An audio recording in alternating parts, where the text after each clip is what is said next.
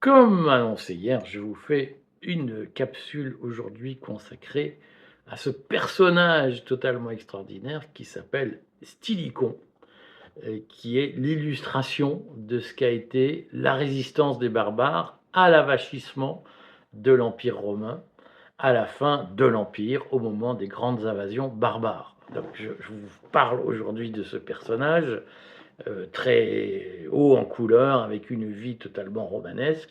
Je voudrais simplement redire dans quel contexte je vous parle de Stilicon, puisque en plein mois d'août, il peut paraître bizarre de se consacrer à un personnage aussi éloigné de nos préoccupations. En réalité, je crois que Stilicon est un personnage riche d'enseignements pour notre vie d'aujourd'hui. Si vous avez regardé la vidéo d'hier consacrée au grand remplacement, au grand avachissement, vous savez pourquoi je vous en parle, je vous le redis aujourd'hui, c'est que je suis convaincu que le déclin de la France, comme le déclin de l'Empire romain à l'époque, n'est pas dû aux invasions barbares, c'est aux grandes migrations auxquelles nous assistons aujourd'hui. Je pense que ce déclin est dû à l'avachissement des Français, comme l'Empire romain était, les déclins de l'Empire romain étaient dus à l'avachissement des Romains.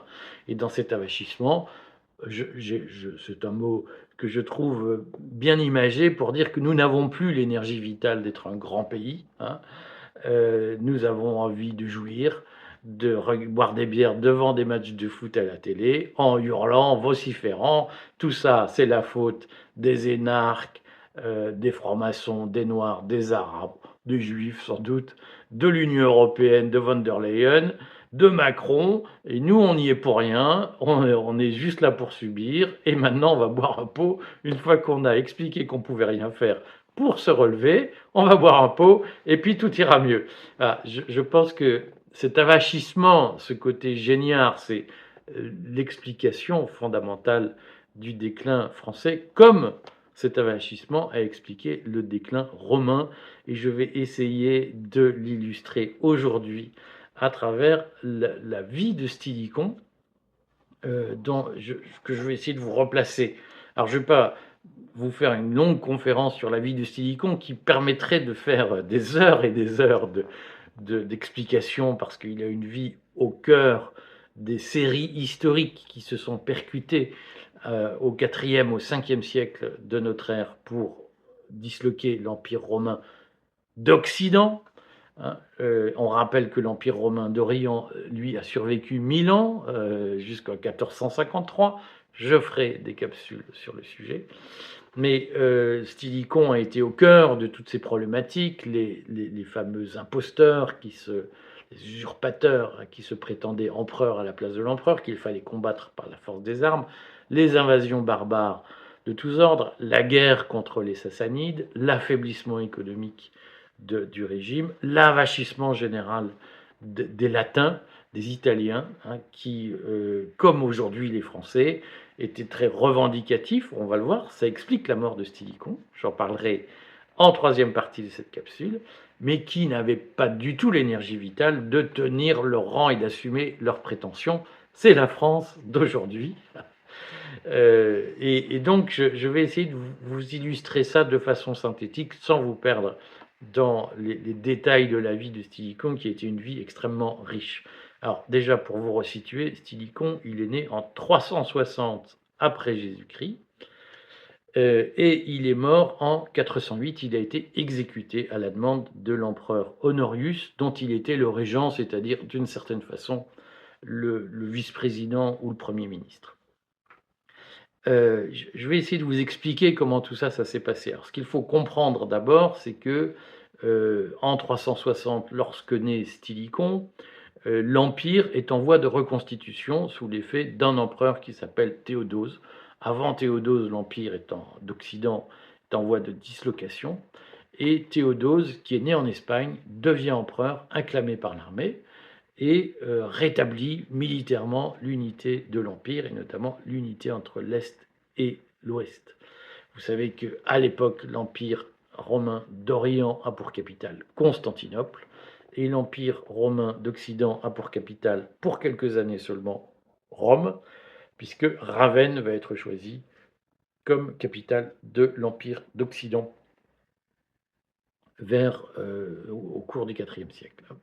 Alors donc, on revient à nos moutons. Théodose rétablit l'Empire. Les empereurs romains sont des empereurs militaires. Ils ont besoin de l'armée pour régner, pour asseoir leur pouvoir, pour défendre l'Empire, notamment face aux invasions barbares. Théodose donc, est entouré d'un certain nombre d'officiers, dont l'un d'eux est le père de Stylicon. Le père de Stylicon, c'est un vandale, c'est-à-dire un Polonais, on dirait ça aujourd'hui. Donc, même s'il a la citoyenneté romaine pour un certain nombre de raisons, je ferai une capsule sur ce qu'était un citoyen romain, car Rome avait inventé des modalités de gestion de la citoyenneté qui étaient tout à fait passionnantes, qui pourraient beaucoup nous inspirer. Hein. Complexe mais passionnant. Et utile pour aujourd'hui, je ferai une capsule sur le sujet. Mais donc, à l'époque, le père de Stylicon est un Polonais qui est marié à une Dalmate, c'est-à-dire globalement, on va dire, à une Serbe. On va résumer ça comme ça. Donc, Stylicon n'est pas né de latin, et c'est pour cette raison que Stylicon sait qu'il ne pourra jamais être empereur en titre. Mais Stylicon est un jeune homme brillant, c'est un officier qui accède au rang de général extrêmement jeune. Il a fait de la diplomatie avec Théodose, et lorsque en 395 après Jésus-Christ, Stylicon a alors 35 ans, lorsque Théodose disparaît, il a deux fils. Il en a un qui s'appelle, j'ai oublié son nom, qui devient empereur de Arcadius, qui devient empereur d'Orient à Constantinople, l'actuel Istanbul, et l'autre, Honorius, est nommé empereur d'Occident, et donc sa ville d'élection se situera entre Rome et Ravenne. Honorius est jeune, il n'est pas encore capable de gouverner, il n'a pas une trempe d'homme d'État, et donc Théodose nomme Stylicon régent, c'est-à-dire d'une certaine façon directeur exécutif, on dirait président exécutif, on est un premier ministre d'Honorius, et Stylicon est surtout à la tête de l'armée.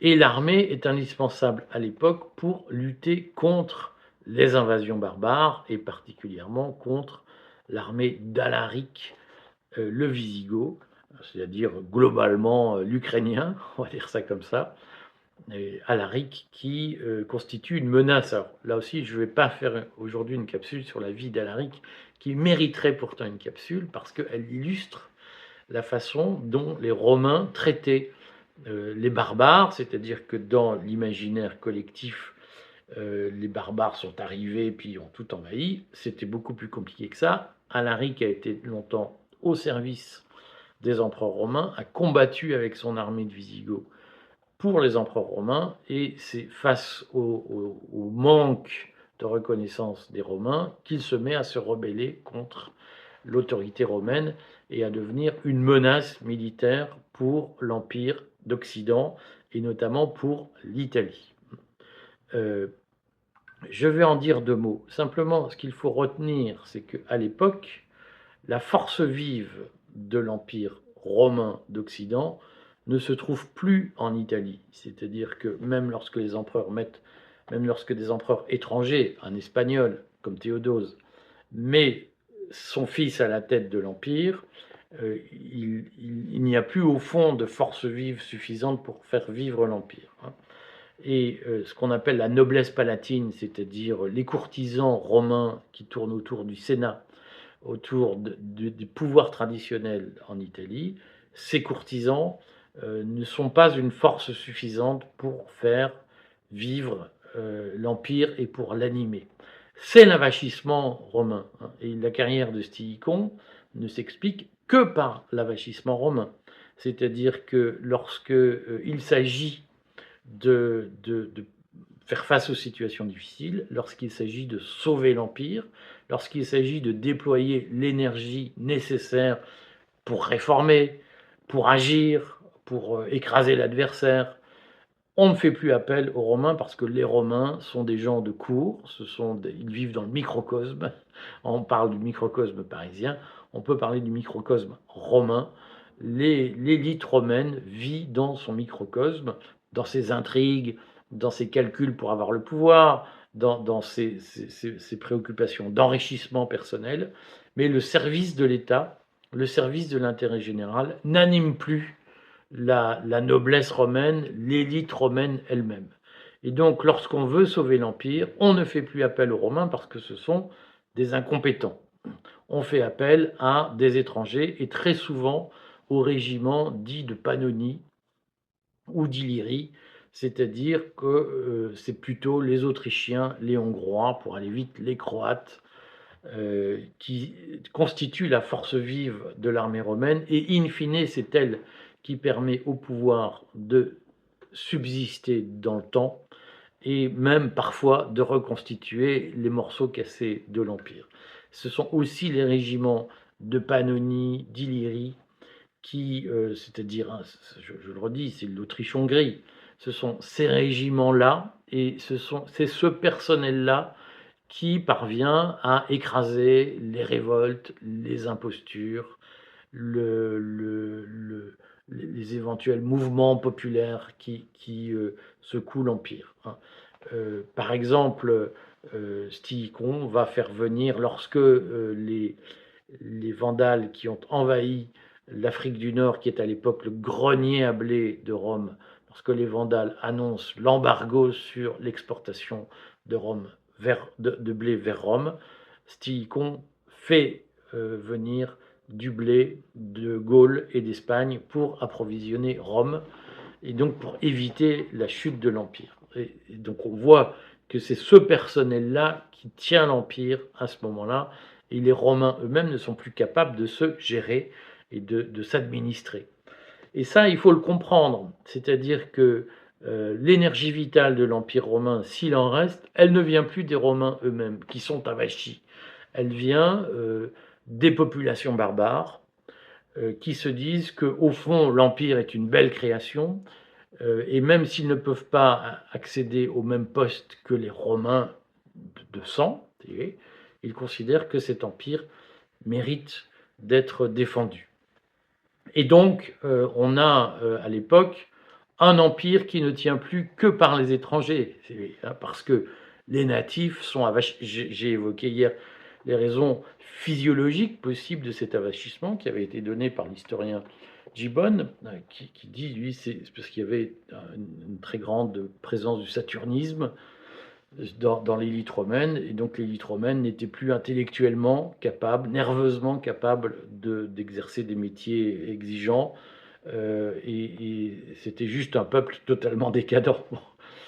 Quand je vois quand même, excusez-moi, mais quand je vois un certain nombre de Français, par exemple, sur des lieux de vacances, je veux bien qu'on me dise les Noirs, les Arabes, j'ai bien compris que vous les détestez, que certains d'entre vous les détestaient et considéraient que c'était des êtres inférieurs, mais quand je vois le comportement de certains Français sur des lieux de vacances, parfois, je me dis qu'on devrait se poser des questions sur notre état moral, hein, parce que c'est un vrai sujet, à mon avis. Pas que sur les lieux de vacances, d'ailleurs. Donc ça, c'est la naissance de Stilicon. Ce qu'il faut comprendre, c'est que au tournant du IVe siècle, c'est-à-dire si on admet l'hypothèse que Rome est tombée en 475, quelque chose comme ça, après Jésus-Christ, au tournant de l'an 400, l'Empire romain est déjà dévitalisé et est déjà avachi.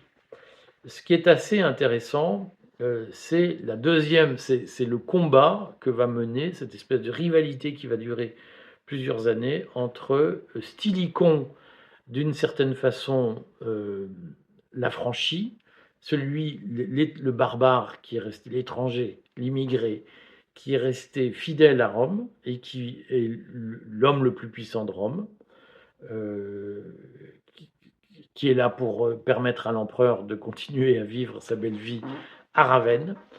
Et il y a cette rivalité entre Stilicon et Alaric, qui est son double, son Janus, si vous voulez, c'est son reflet. Alaric, qui est l'ancien mercenaire de Rome qui a retourné ses armes contre Rome. Et ces deux très grands généraux vont se faire la guerre. Euh, Stilicon va se battre pendant des années pour sauver Rome face aux invasions d'Alaric. Donc Alaric, avec ses Visigoths, envahit assez rapidement Rome et enfin, envahit assez rapidement l'Italie. Il fait le siège de Milan, il fait le siège de Florence, et Stilicon est chargé de repousser l'invasion visigothique avec son armée, avec l'armée romaine, mais qui est essentiellement une armée de Vandales. C'est-à-dire que le territoire historique de l'Empire romain, qu'est l'Italie, devient un champ de bataille qui oppose une armée barbare contre une autre armée barbare. Simplement, il y a une armée barbare qui est une armée romaine qui combat sous uniforme romain, et il y a une armée barbare qui a combattu à une époque sous uniforme romain et qui maintenant combat pour son propre compte. Et les Italiens sont les spectateurs de cette guerre qui va durer des années avec des allers-retours. Je vous passe les détails, mais pendant de nombreuses années, Stilicon va chercher Alaric.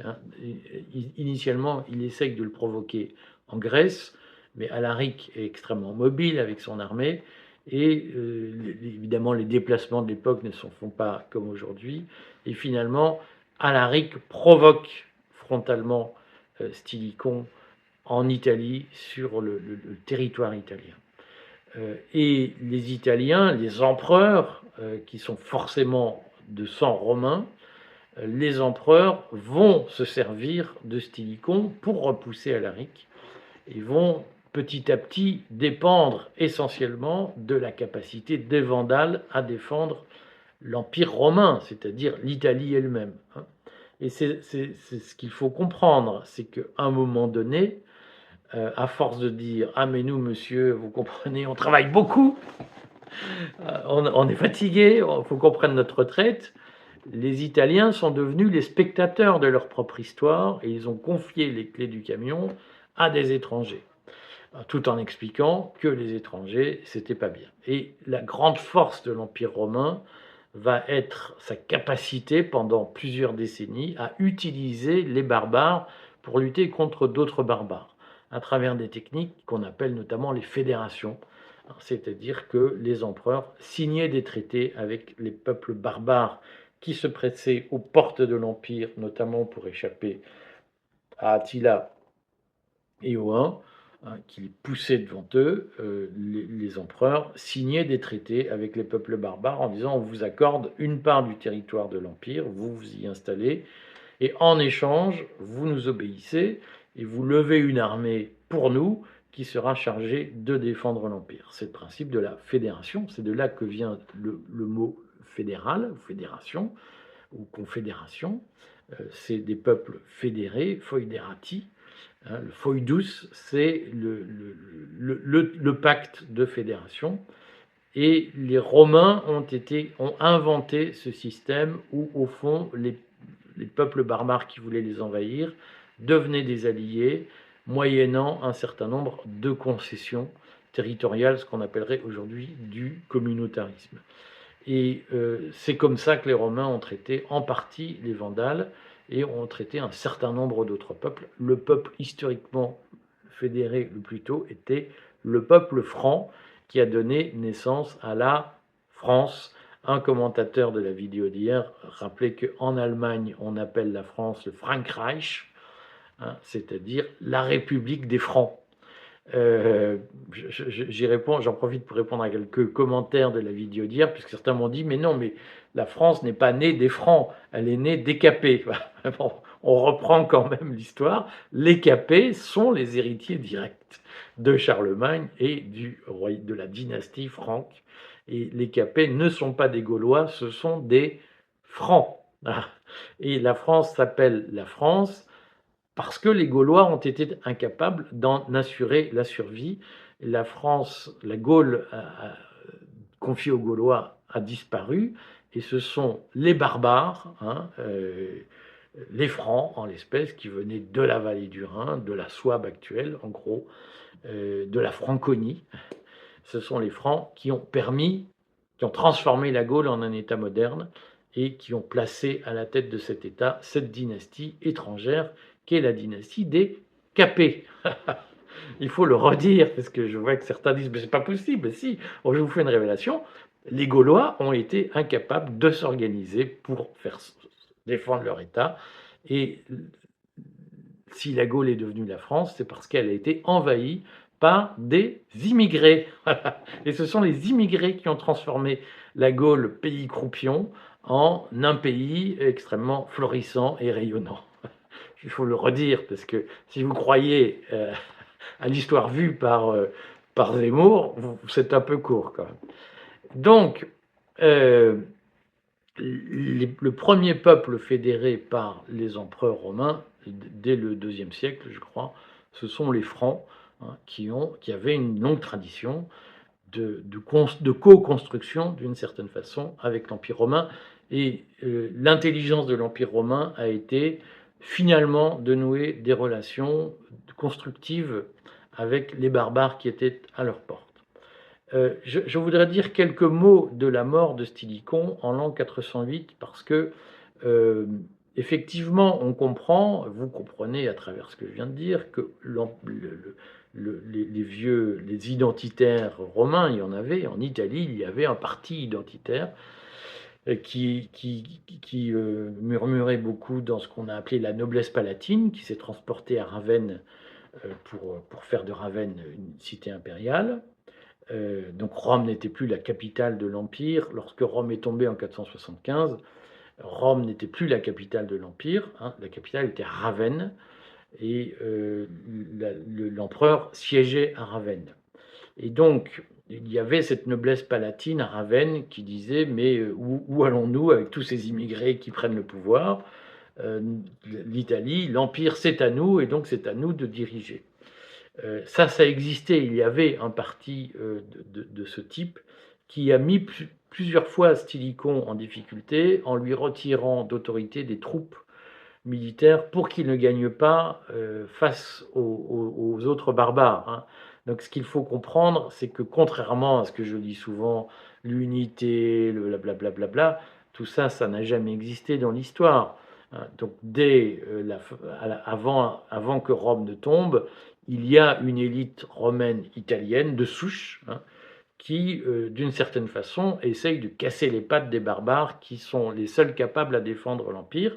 Et dès la fin de l'Empire, il y a bien une noblesse italienne qui considère qu'elle est la seule légitime, mais qui a la flemme de faire les efforts pour diriger, et qui casse les pattes des gens compétents en disant « mais c'est à nous que doit revenir le pouvoir ». Et donc il y a ce parti zémouriste, si vous voulez, qui existe, le zémourisme, cette façon d'expliquer que si on est dans la mouise, c'est la faute des autres et que nous, on est des gens supérieurs. Mais évidemment, on ne va pas se mettre à bosser pour le redevenir, pour rayonner. Ce zémourisme-là, il existe sous l'Empire. Et cet asliénisme, si vous voulez. Hein. Il existe sous l'Empire et évidemment, il est à l'œuvre dans l'entourage d'Honorius. Et Honorius, qui est l'empereur en titre, voit que son régent, d'une certaine façon, est l'homme fort du régime, que son régent tient l'armée, et que son régent peut se dire légitimement que le pouvoir lui revient, puisque certes c'est un barbare, donc il ne peut pas devenir empereur, mais sans lui l'empire n'existe plus. Et donc les intrigues de cour vont faire que Honorius est assez convaincu que Stylicon veut le remplacer. Alors il y a tout un tas d'histoires, puisque a priori les Wisigoths d'Alaric ont proposé, qui occupent une grande partie de l'Italie, en partie parce que le parti zémouriste de l'époque a retiré à Stylicon les troupes dont il avait besoin pour battre définitivement Alaric. Les Wisigoths auraient proposé à Stylicon le titre de roi d'Italie et Stylicon l'aurait refusé. Mais Olympius, qui est un courtisan, qui était le Zemmour de l'époque, convainc Honorius qu'il faut régler un compte à Stylicon. Et donc, en 408, le parti zémouriste de l'époque organise la défaite de Stylicon face à Alaric. et Alaric est ensuite convoqué et est exécuté, lui et son fils, pour être sûr que son fils ne prenne pas le pouvoir, ne soit pas choisi comme empereur par acclamation de l'armée. Et donc, ce qu'il faut comprendre, c'est qu'à l'époque aussi, il y a un parti identitaire romain qui, comme aujourd'hui, n'a plus de capacité de construction, il a simplement une capacité de nuisance, c'est-à-dire que c'est un parti qui bave de haine sur les barbares, sur les étrangers, et qui dit mais on nous vole notre pouvoir, mais qui est incapable de gouverner lui-même et qui évidemment n'a aucun projet politique pour l'Empire, à part celui de dénoncer les étrangers. Et c'est ça qu'il faut comprendre, c'est qu'au fond, cette logique de dénonciation de l'autre, cette logique de condamnation permanente de tout ce qui n'est pas nous, cette logique de ressentiment, est une logique qui est aussi à l'origine de l'implosion de l'Empire romain d'Occident. C'est-à-dire que d'une certaine façon, l'élite romaine va être remplie de rancœur contre, d'aigreur contre ce qui arrive, contre le cours de l'histoire, mais elle ne se donnera pas les moyens de le changer. Et je crois que c'est une question que nous devons nous poser quand je lis, je le redis, beaucoup de commentaires de gens, et je vais publier demain une interview de Jacqueline Moureau que j'ai réalisée en Bretagne. J'adore Jacqueline, mais il y a une vraie question à se poser. C'est quand dans un peuple, il y a la conscience d'être en déclin, d'être en décadence, et que la seule réponse qu'on y apporte, c'est la faute des autres.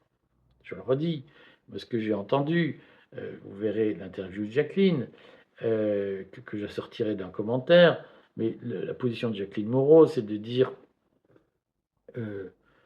c'est les élus qui se gavent, c'est les Parisiens qui, c'est ceci. Alors on m'a pas dit les francs-maçons, mais je pense que certains le diront, c'est les étrangers, c'est voilà, on n'est plus chez nous. Je veux bien qu'on nous explique que le problème de la France, c'est les autres. Mais vous faites quoi concrètement pour faire face aux autres et pour reprendre le contrôle de la situation? À part vous plaindre, à part pleurnicher, vous faites quoi? Et on reconnaît un peuple avachi à sa bascule dans le ressentiment. Lorsqu'un peuple n'a plus que ses yeux pour pleurer, c'est qu'il a renoncé à exister et que son principal défaut, c'est son absence d'instinct vital. Voilà tout ce que je voulais dire.